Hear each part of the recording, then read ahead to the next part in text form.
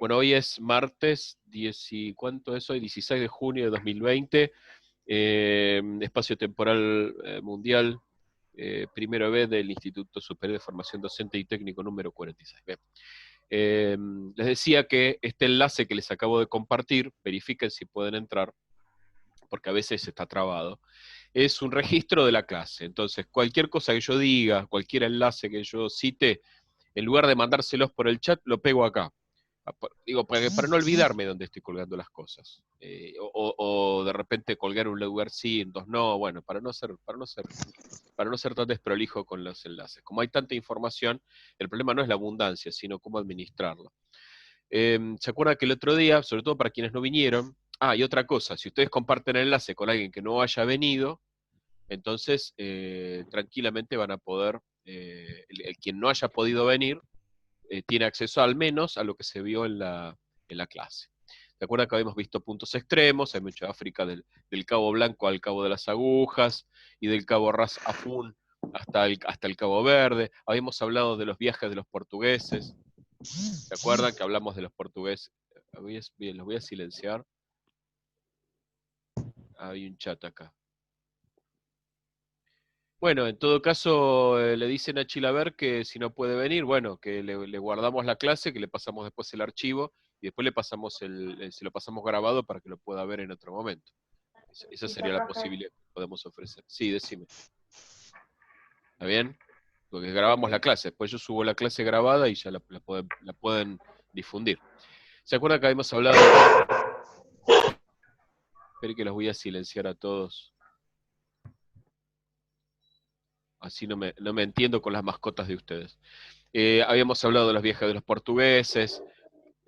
Habíamos dicho además que los viajes de descubrimiento eran viajes que eran preexistentes al descubrimiento de América, o sea que fue la cicatera, fíjense, las Azores 1431, mira, 1502 descubrimiento de Santa Elena, pero los portugueses están llegando en 1498 a Calicut, ya que hay una presencia bastante fuerte. 1482 están dando la vuelta al cabo. Fíjense cómo los portugueses ya tienen una carrera mucho más extensa que los españoles. Los españoles, mientras los portugueses ya terminaron la reconquista de su parte de la península y ya se habían lanzado a la conquista de África, los españoles estaban terminando la reconquista y para 1492 estaban exhaustos, estaban agotados, no tenían un mango, les había costado mucho, mucho dinero la campaña, entonces salieron tarde a la conquista del mundo. Lo cierto es que los portugueses, así como los portugueses no tuvieron la capacidad para poder conquistar toda el África, los españoles sí, entraron a una velocidad increíble y en el lapso de 50 años ocuparon no solamente Cuba y una parte de las islas del Caribe, sino que además ocuparon México, digo, no es una ocupación total, sino que simplemente se presentaron al lugar, se quedaron con México, se quedaron con Colombia y Venezuela, se quedaron con el Perú. Eso en 1540, creo que es 42, la llegada de Pizarro al Perú. Así que es bastante, es como relámpago. Los españoles en 50 años, de 1492 a 1550, habían ocupado todo el espacio que les tocó en el reparto, el reparto del descubrimiento. A esto hay que sumarle las Filipinas, y hay que sumarle la isla de Formosa, y hay que sumarle además alguna que otra posesión menor en África. Mientras que los portugueses se limitaron a ocupar lugares enclaves en la costa para apoyar la navegación y para tener al menos una presencia. Y sí en Angola y Mozambique, que son dos colonias portuguesas muy fuertes. Bueno, Sao Tomé y Príncipe, y después los portugueses entraron a la India, y después chocaron con los holandeses, por ejemplo, y con los ingleses y con los franceses, en la posesión de la India, y en Indonesia, Java y Borneo. Más adelante vamos a ver que acá se metieron los holandeses. Java, Borneo y Sumatra son las Indias orientales holandesas. Los franceses se metieron en el confín sudeste de Asia. Estamos hablando de 1850, o sea, mucho después. Y los Profe, ingleses y los franceses pelearon. Sí, decime. no, disculpe que le interrumpe, quería hacerle un comentario. Sí. El sábado en Canal Magazine dieron una repetición del canal del programa de Emilia Tías, que se llama Resto del Mundo, que estuvo en Sí. Manila y mostró toda la parte española y hay como un fuerte ahí que todavía está, Sin duda. y mostraban, sí, mostraban una plaza que se llama Plaza de las Armas, y también mostraban una parte de no sé si a uno que se quiso rebelar con los españoles, los fusilaron, Sí, y señor. estaba de toda la estatua ahí. No me acuerdo el nombre, Y porque estás justo en hablando esa, de José Rizal, se creo que llama. sí, no me acuerdo porque en ese José, momento José Rizal, es Rizal. no sé qué me pasó en esa parte que me lo perdí, pero vi que estaba la estatua y todo, estaba todo Este, ahí. ¿Y por qué? Aunque sea leer el artículo de Wikipedia, Rizal, ¿estás viendo mi pantalla vos? No. ¿Están Sí, viendo sí, la sí, sí. pantalla? Rizal, los españoles en el siglo XIX obligaron a los filipinos a abandonar sus nombres eh, indígenas y a adoptar apellidos españoles. Bien, entonces, entre tantos insultos que los españoles infligieron tanto a cubanos como a filipinos, estaba eso de olvidarse de su nombre materno, de su nombre. Entonces, Rizal se sublevó, después terminó siendo fusilado Rizal por los españoles. Esto para 1885, 1896, mira. Resulta que este señor Rizal eh, es el gran héroe de la independencia filipina, porque los filipinos Sí, lucharon sí, eso sí. 200 años contra los españoles, así como los cubanos lucharon 200 años contra los españoles. Entonces, cuando se fueron los, los españoles, tanto de Cuba como de Filipinas, llegaron los yanquis. Los estadounidenses se quedaron hasta 1941, cuando los japoneses eliminaron la presencia estadounidense en Filipinas. Y en Cuba los yanquis también llegaron, y después de 1898 y se instalaron en las islas e hicieron una ocupación de casi 25 años. Cuando se fueron los yanquis dejaron dos gobiernos títeres. Dejaron a Ferdinando Marcos, bueno, a Quezón y otros, pero más o menos, Ferdinando Marcos fue el último, en Filipinas, un gobierno títere de ellos, y en Cuba lo dejaron a Fulgencio Batista. Entonces, cuando la gente piensa que los cubanos resisten a Estados Unidos porque son, digamos, Estados Unidos es anticomunista o lo que quieran, no, no, no, es que es la continuación de una guerra de independencia de 2 siglos. Es la ignorancia estadounidense, esa ignorancia supina. O sea, Trump no es el único ignorante, pero es la ignorancia de Lyndon Johnson, de Richard Nixon, la ignorancia de Kennedy, la ignorancia total de todo lo que no es yanqui. Entonces, en total, nosotros bombardeándolos vamos a terminar. Y así le fue en Vietnam. Entonces, ¿qué pasó? No es que haya un odio cubano hacia Estados Unidos ni un odio filipino. No, no, es que los tipos llegaron después de los españoles, se quedaron 25 años más, impusieron un régimen despótico y después dejaron presidentes títere en pseudodemocracias, democracias de utilería, hasta tal punto que hay un nombre que los politólogos han acuñado para este tipo de estados, que es estados canalla, ¿no? Rogue States. Los estados canalla, bueno, es Chomsky, ¿no? Pero los estados, fíjate, los estados canalla son Cuba, Irán, Sudán, Siria. Un estado canalla, Rogue es víbora, es serpiente. Un estado canalla es un estado cuya calidad institucional es tan baja que ni siquiera merece ser analizada. Es una cosa, por eso, el gobierno de Maduro es un estado canalla. Y después la otra categoría que está por ahí dando vueltas es la de hiperpresidencialismo. ¿Habían escuchado hablar de esto alguna vez? No, No, con esos términos no. Ah, esto es nuevo para ustedes. sí, Bueno, no. hiperpresidencialismo es claro, ¿ves? Es el hecho de que vos puedas reelegirte. Esto se puso de moda cuando acusaban a Cristina que quería un tercer mandato y era la re-re. Y con Menem no pasó eso, porque Menem quería la re-re-re, pero una cosa es la re-re de Menem y otra es la re-re de Cristina. Entonces, como eran dos re-res diferentes, se puso de moda el análisis del término hiperpresidencialismo. Entonces, ves, por ejemplo, es una amenaza a la democracia, controla las instituciones, apela el poder de las urnas. Y cuando vos vas a Estados Unidos, y decís, pucha, pero George Bush llegó al poder por 300 o 600 votos de diferencia. O sea, el presidente de Estados Unidos asumió el poder porque ganó por 600 votos en el estado, en Florida, donde su hermano era gobernador. George Bush hizo eso. O sea que tenemos sólidos motivos para sospechar de que la elección ha sido limpia. Y Trump llegó al poder porque dice que los rusos se metieron a, a, a, a toquetear las bases de datos de las elecciones, del comicio, porque si no iba a ser no sé si iba a ser la presidenta, iba a ser la ex mujer de Clinton. Entonces vos fíjate cómo se manipulan Entonces, ellos mismos que hacia adentro hacen lo que se les da la gana con el sistema electoral, ni que hablar que el sistema de representantes no tiene ni de lejos la idea de ser un sistema de democracia directa, que blanquearon el cabildeo, porque ahora hay empresas legítimas de cabildeo. El cabildeo es lobby, es ser lobby, Sí. es ser grupos de presión. O sea, hay empresas, lobby, sociedad anónima, que hacen presión a favor del petróleo, del caucho, de los fondos buitre, ¿no? O sea, que es normal. Incluso hasta es normal poner guita para eso. ¿Y con qué criterio me venís a decir que Venezuela es un estado canalla o que la Argentina es un hiperpresidencialismo? Entonces, digamos, esa doble vara funciona para todo. Funciona para el comercio exterior, funciona para la política, funciona para las nociones para el gasto público. O sea, ellos sí pueden tener gasto público, pero nos dicen que nosotros no podemos tenerlo. Porque vos decís, bueno, pero y toda la guita que gasta Yanquilandia en portaaviones y en la carrera espacial para poner satélites de vigilancia, eso también es gasto público. Ah, bueno, sí, pero nosotros movemos la industria del complejo militar industrial. Pero tenés 5 millones de empleados públicos que te sobran. ¿Quiénes son? Y los milicos.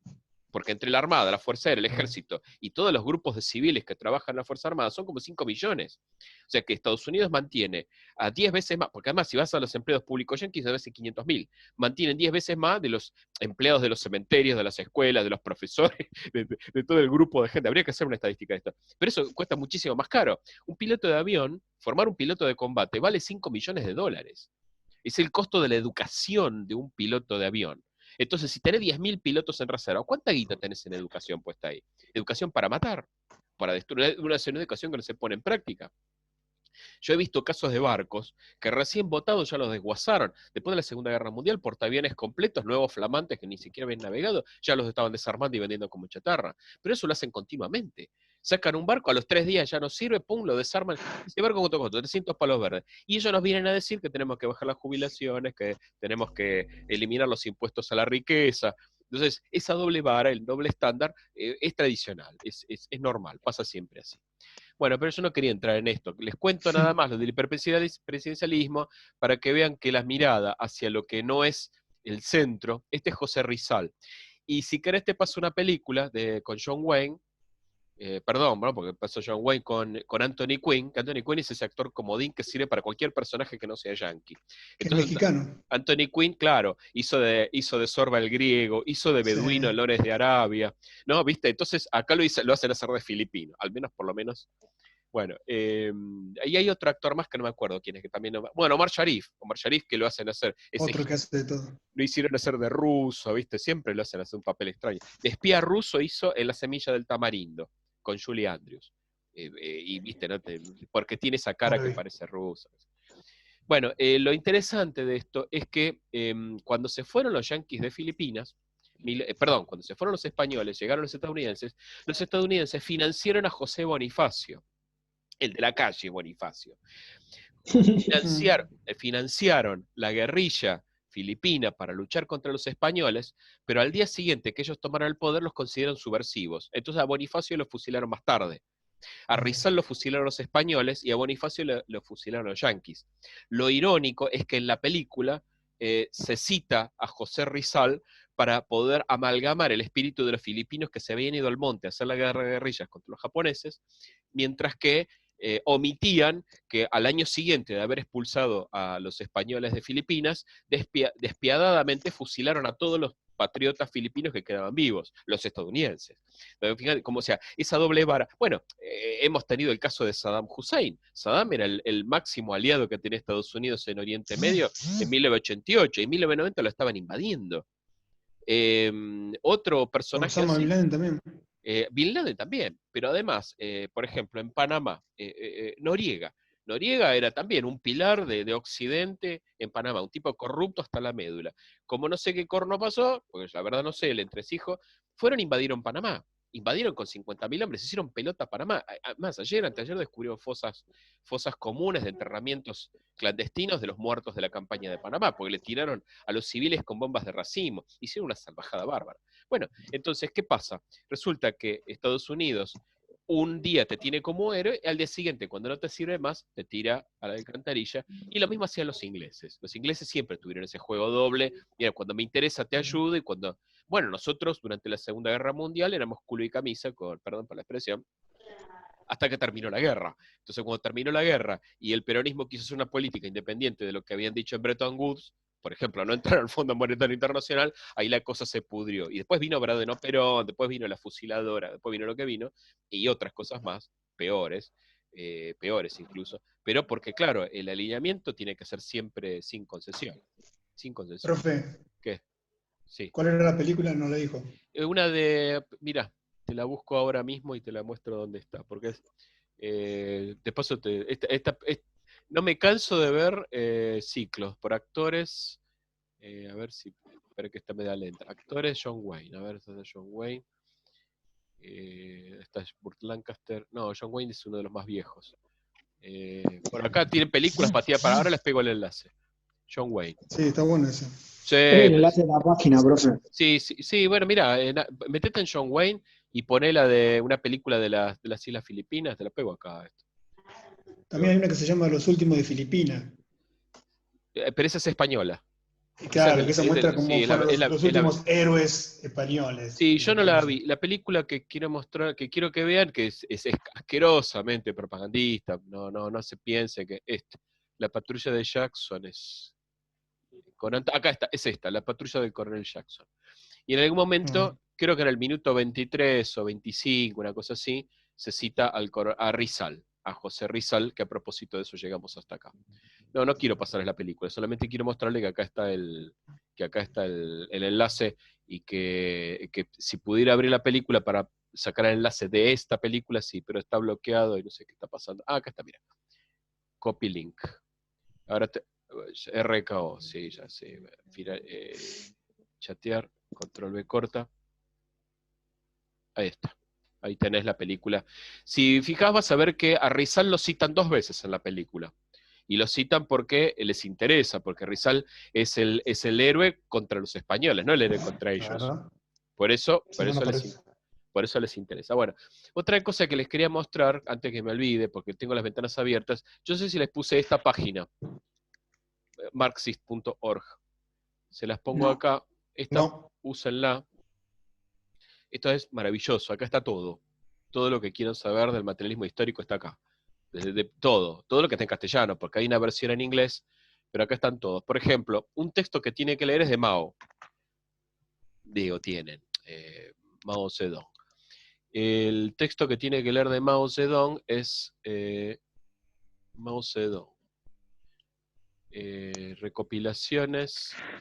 Acá está. Admitir. 5 documentos, obras escogidas, porque esto no estaba pensado, yo no quería hablar de Mao ahora, pero Milo es el estudio de las clases, a ver si está el estudio de las clases. Mao tiene un estudio de las clases sociales en China, que es maravilloso, porque es, a ver si está acá.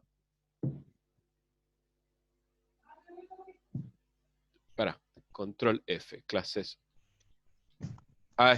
Mira, análisis, está al principio, mira, página principio, análisis de clases sociales en China. Este material, si querés entender la China de hoy, tenés que leer este material. Porque es una radiografía. Suena muy interesante, profe. Sí, es el jefe Mao.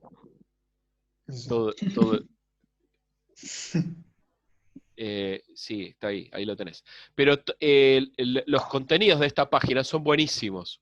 Voy a retroceder, nada más que para mostrarles todas las cosas que tiene la página y que a ustedes les va a gustar, que son de mucha gente. Por ejemplo, voy a borrar la cola y voy a mostrarles... Perdón, yo pensaba hablar de África, estoy hablando del materialismo histórico. Está en inglés. Entonces vos, por ejemplo, seleccionás por autor, acá me salió en acá está, section y vas a español, y esta es la sección española, y ahora vas a selección de autores marxistas y están todos, Marx, Engels, Bujarin, Leibniz, Panekoek, están todos, entras a Marx, entonces está todo. Por ejemplo, si querés meterte a obras, mira, reflexiones de un joven en la elección de una profesión, lo que está en rojo es porque ya lo leí. Lo leí, ojalá, lo bajé para tenerlo. Pero están las cartas a Engels, todo ordenado por año. Hay materiales que no están. Por ejemplo, está el prólogo a la M es de Marx, ¿ves? A ver si lo puedo agrandar un poco más. de Marx está el prólogo a la contribución a la crítica de la economía política, que son los Grundrisse, y de Engels está una glosa del texto, nada más. Si querés leer eso, la contribución no está en castellano, está en inglés, pero se puede conseguir por otro lado perfectamente. Y después hay montones de cosas, está el Capital, los primeros volúmenes, algunos capítulos. Pero bueno, si hace falta, acá hay muchísimo para leer. Pero lo interesante es, bueno, acá tiene las cartas que están poco difundidas, la crítica al programa de Gotha, esto es muy, muy importante. También está Lenin está más copioso todavía, está más interesante. A ver si está Lenin, ¿dónde está Lenin? Control F, yo busco Control F siempre. Es más, ahí está, Vladimir. Ahí está Vladimir. Escritos. Entonces acá está el quehacer, las obras escogidas y las obras completas que están en proceso. Pero acá tenés todo, Lenin. Si querés ver los además, no sé si hay una obra, no sé si el caso de las obras escogidas no, pero hay unas obras completas, fíjate que tenés en 3 y en 12, que tienen hasta los telegramas, la recopilación de los telegramas de Lenin, que son para estudiarlos también. ¿Sí? Lo que pasa es que las obras completas de Lenin son 24 volúmenes. Yo se los vi a una persona que los tenía, son 24 tomos. O sea que te puede llevar media vida leer a Lenin, nada más. Es muchísimo. Porque además el tipo escribía como un animal, no sé cómo hacía. Bueno, volvamos a África. Entonces tenemos los descubrimientos. Habíamos hecho un desarrollo muy elemental del sistema de relieve, pero más que nada para que podamos ver que había 2 Áfricas, una África montañosa del sudeste y una especie de línea que une el Congo y el Nilo, digo, una línea imaginaria, y por ahí es como que quiebra África en 2 pedazos, 2 partes. El África de la porción occidental, que son todos estos pueblos de la región de la Sabana, del Níger, del Congo, que son los grandes ríos africanos, son ríos enormes, que además tienen recorridos increíblemente complejos. Hay varios documentales que les recolecté para ustedes de los ríos africanos. El Congo, que es un río tremendamente extenso, es el equivalente del Amazonas, porque ambos desaguan casi sobre el Ecuador. El Amazonas desagua sobre el Ecuador, y el Congo y el Amazonas rivalizan en caudal. La gran diferencia es que mientras el Ecuador transita por toda la cuenca amazónica, en cambio acá es solamente una parte. Entonces gran parte de las nacientes del Congo provienen de las mesetas, con lo cual el comportamiento del río es diferente. Sin embargo, es un río enorme, en la desembocadura son 5 kilómetros. 5 kilómetros. Aparentemente, yo no sé si es este río, me parece que el corazón de las tinieblas de Conrad está basado en el Congo, que es, y estoy forzando la memoria porque no estoy seguro, y es la versión de Apocalipsis Now. Apocalipsis Now es la versión de Kubrick de El corazón de las tinieblas de Conrad, libro que lean en algún momento si pueden, porque es remontar al río Congo, que en la época de Conrad estaba relativamente poco explorado. Piense que el Nilo también estuvo poco explorado hasta 1870, más o menos cuando lo descubrió Livingstone. Bueno, gran parte de África es desértica. Esto verde no significa que es vegetación, sino que son lugares que están por debajo de los 300 metros de altura. Así que las llanuras del norte son desierto. Las llanuras occidentales, por lo menos hasta el trópico de Cáncer, este es el trópico de Cáncer, hasta todo eso, esto es zona desértica. Solamente por los ríos podrías tener un poco y las zonas costeras, pero te vas al interior y enseguida todo es seco. Y en el sur está el gran desierto de Kalahari, que algunos dicen que no se llama Kalahari, hay un debate sobre que es un nombre impuesto por los europeos. La mayor parte de Sudáfrica, que es parecido al clima nuestro, es más fértil la región del oriente, la región que da para el Océano Índico, y el África Oriental es totalmente diferente. Es una región mucho más fértil, mucho más interesante. Acá está la colonia de Kenia, que es una colonia inglesa, y el plan de los ingleses de hacer un ferrocarril del Cabo a El Cairo. O sea, el ferrocarril iba a cruzar África de punta a punta. Y después quisieron hacer uno de este a oeste. Y en realidad hubo una pelea, porque los que querían unir Atlántico con Índico fueron los franceses. Para 1880 y pico se encontraron con los ingleses, una columna francesa, en un incidente que es el incidente de Wal Wal. Y quedó ahí como para que los saco a la pantalla grande. No sé cómo salir de acá. Yo apreté F11, ahí está. El incidente Wal. Este de José Rizal lo voy a... No sé si lo voy a pegar. El incidente... Es más, tengo una novela por ahí que si la consiguen en Mercado Libre, Wal. Acá lo tenés. Un choque armado en... No sé si un choque armado, fue un tiroteo. Entre... no, Falloda, pero disculpen, estoy confundido. El incidente de Falloda. No, Falloda, ahí está. Es Falloda. Acá lo tenés. Acá tenés el incidente de Falloda. Y hay un mapa muy interesante con las influencias del imperio francés e inglés en África. Y este enlace sí lo vamos a copiar. Se los voy a copiar en el... Este está bueno, ¿ven? Hay como se delimitan las zonas de influencia. No sé si se alcanza a ver. Vamos a copiar este... Sí. Vamos a ver si puedo copiar imagen. No me deja copiar imagen. Sí, puedo copiar imagen. Me lo traigo acá a este. Acá lo voy a incrustar por acá abajo. A ver si cuando lleguemos a la parte de las colonias por acá abajo. Acá, listo. Acá les pegué algunas cosas más para mostrarles y después se las voy a dar. Acá, vamos a hacer así, botón, pegar. Entonces ahora, Tucu ya está puesto. Ya tienen el mapita y si quieren de donde estoy sacando, vamos a copiar el enlace, lo traigo acá y lo pego. Está copado esto, ¿no? Mirá. Ahí está, ahí tú tenés. El incidente de Falloda es un incidente menor en la historia de los conflictos africanos, pero marca cómo es como como Francia e Inglaterra se repartieron el continente. Mitad para vos, mitad para mí.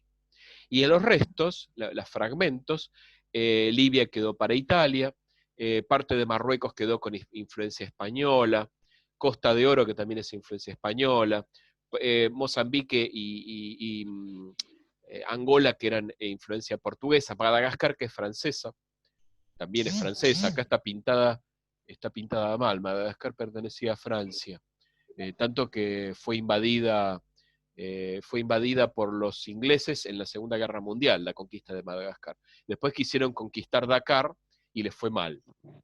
Esto fue para el 42. Y ahí es cuando aprendieron que no podían desembarcar en cualquier costa si no tenían una preparación especial y buques especiales. Bueno, Alejandro, saludo a un compañero de ustedes que recién se anota. Acá está el enlace. Acá hay un enlace que tenés que copiarte. Bueno, copiate todos los enlaces que hay de la página. Pero este Docs Google es donde estoy colgando las cosas en este momento. Hacete clic en ese archivo, así podés tener acceso a todo el contenido de lo que estamos haciendo. No voy a leer. Acá está, mira, justo. Del Cabo al Cairo. From Cape to Cairo. Como se comentaba en los círculos. Miren, ni que lo hubiera pensado. Se está por terminar, nos quedan 10 minutos. Batalla de Falloda, no sé si fue una batalla, fue un tiroteo. 215 tipos es menos de una compañía.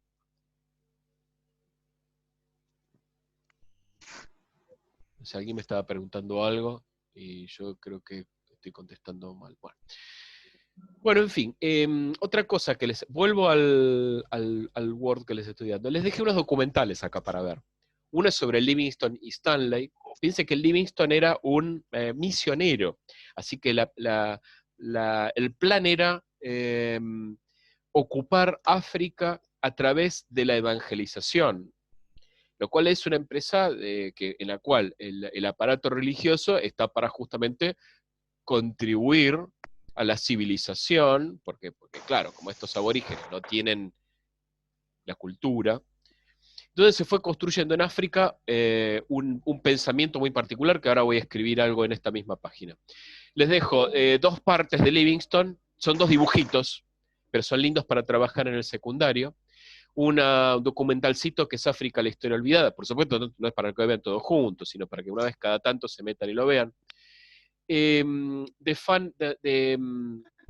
Sobre Frantz Fanon, que hablamos el otro día, un documental sobre los condenados de la tierra, que es tremendo. Vean el documental, si no pueden leer el libro, vean el documental. Sobre Aimé Césaire y el discurso sobre el colonialismo, también les dejo un enlace, que también es muy interesante, es una entrevista.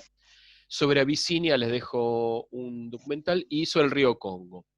Y acá está el texto de Discursos sobre el colonialismo que yo también quería, al menos quería leer un par de líneas para que vean cuál es el pensamiento del europeo cuando llega y se enfrenta con el otro en la relación colonial. Y el tema es qué pasa con el otro cultural. Y este tema, el otro cultural, es muy importante en la antropología, pero además es muy importante en los estudios postcoloniales, de los cuales han hecho un gran crecimiento en los últimos 10 años. También están los estudios decoloniales. Ni ahí que voy a entrar en estas disquisiciones, pero sepan, decoloniales, sepan que con respecto al proceso de construcción del sistema de pensamiento del colonialismo, hay una potente construcción académica muy fuerte. Alguno de los que yo les podría citar es Enrique Dussel, Eduardo Mignolo. Estos son algunos nombres que yo les podría dar de personas que están o intentan pensar, no son los únicos, está Dipesh Chakrabarty, está bueno, ahora hay muchos nombres, pero no me quiero meter en eso. Lo que hay que tener en cuenta es que Dussel viene de un ámbito que es la filosofía de la liberación, que no es la teología de la liberación, pero es como tiene cierta vecindad. No es lo mismo la filosofía que la teología, pero es un pensamiento otro. Dussel tiene una serie de trabajos muy importantes sobre la obra de Marx. Dussel debe tener más o menos 200 volúmenes escritos y publicados. Había una página que se llama enriquedussel.com, esa página terminó teniendo problemas de virus, se ve que alguien se la pirateó, pero tiene un texto sobre la obra teórica de Marx que es impresionante, yo lo debo tener por ahí. O sea, no es un filósofo muy formado. Dussel era mendocino, se exiló, fue a México y en México fundó una escuela de pensamiento. Aníbal Quijano sería otro que te podría dejar acá. Aníbal Quijano. Otro que les conviene estudiar para los estudios coloniales y la relación entre colonizado y colonizador es el de Discursos sobre el colonialismo, orientalismo, Edward Said. Discurso sobre el... se llama Orientalismo, es el libro. Orientalismo. Esto se consigue fácil, el libro, pero Orientalismo es una mirada diferente frente a la situación de conflicto entre palestinos, entre judíos y árabes en Palestina. Es una mirada diferente. Si quieren ver un parentesco de Said, está con Daniel Barenboim. No sé si ubican a Barenboim. Sí. ¿Quién es Daniel Barenboim? Es un pianista músico, amigo de Said. Es excelente, es una bestia humana. Barenboim es uno de los más grandes ejecutantes de Beethoven, de las sonatas. Tiene una orquesta que se llama me equivoqué. East West Divan Orchestra. Que es una orquesta formada por... Israelíes. Sí, señor. Y no ensayan, se juntan y tocan. Barenboim a mí me emociona mucho cuando trabaja Barenboim. Sobre todo veo mucho las masterclass de Barenboim, porque es la manera que él tiene de enseñar y de hacer que el estudiante Está bien, está enseñando música, pero estoy buscando eso, ¿no? Más que nada como el... Bueno, no importa esto. Esto es algo que se me ocurrió ahora nada más. Estos enlaces se los dejo para que los vayamos visitando en siguientes encuentros, como para ver que no hay un saber total sobre el cual trabajar, sino que con respecto a Asia y África podemos entrar por muchos lados. Y yo no quiero repetir la clásica de entrar por el mundo físico, después pasar a los climas, después pasar... no, porque en definitiva es como que te queda una mirada muy estructurada de la relación colonial. Bueno, mira, ahí tenés el cobre, el oro, y después viene la colonia, y etcétera, etcétera. Entonces, no, tenemos que buscarlo por otros lados. Quizá parezca que es algo confuso. Sí, bueno, es que hay mucho para saber y leer sobre el postcolonialismo, y de hecho no sabemos casi nada. Y lo más interesante del postcolonialismo y de los estudios postcoloniales es que está hecho por gente que nunca se vio. gracias a Internet la gente se empieza a comunicar y a tener relaciones, y capaz que se encuentran, y hacen encuentros virtuales. Pero es imposible que un historiador chileno viaje a Egipto porque no tiene plata. Lo mismo un historiador de Indonesia no puede viajar a México. Sin embargo, gracias a Internet hay encuentros que permiten que varias personas puedan tener conversaciones como si estuvieran en el living de su casa. Y creo que COVID nos permitió eso también. Bueno, nos quedan 2 minutos nada más. Yo quiero seguir el viaje de hoy repitiendo lo que estábamos viendo hasta ahora.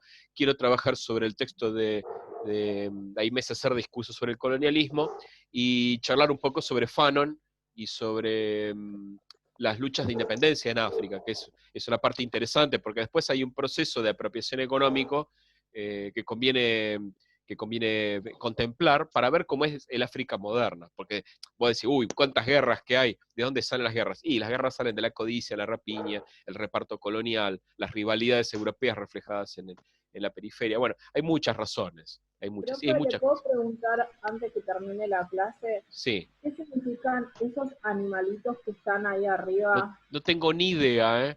Me parece que son algún juego que habré jugado. Que no sé qué es eso.